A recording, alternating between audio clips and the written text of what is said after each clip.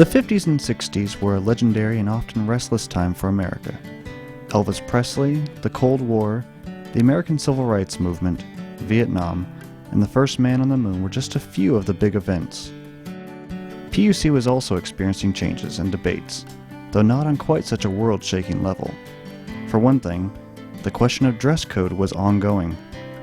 On one occasion in the 50s, the girls draped their mandatory hosiery over campus bushes to proclaim their preferences for Oxfords and bobby socks.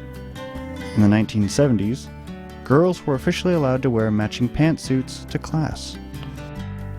Physical changes in Angwin through the 50s and 60s included the county road being shifted to its current path through town, and the opening of the airport, the church, New Paulin Hall, and the library.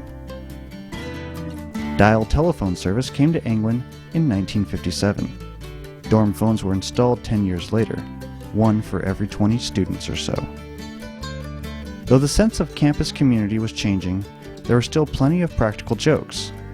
These included organized door slams in the girls' dorms, letting loose scores of farm animals in the library, and the Christmas caroling tradition. One year, the boys' dorm took shifts for an all-night serenade to Andre Hall.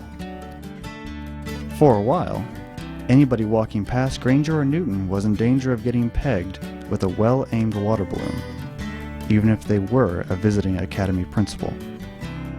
Despite its rural location and busy campus life, PUC was not immune to national happenings. Letters to the editor in the Campus Chronicle sometimes dealt with communism or why America was in Vietnam. Students were politically active, holding political emphasis weeks with student debates and presentations by congressional candidates and state assemblymen. In the late 50s, enrollment started going up significantly each year.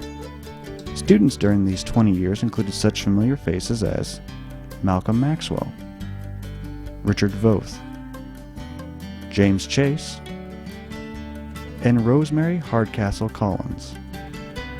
The campus was busy and thriving even as it dealt with the many questions of the era. In an address in the 50s, an alumnus of the class of 1912 said, "I have a passion that the men and women of this college should develop a loyalty to their college, to the eternal principles on which it was founded, and to each other, so strong that we could stand on it."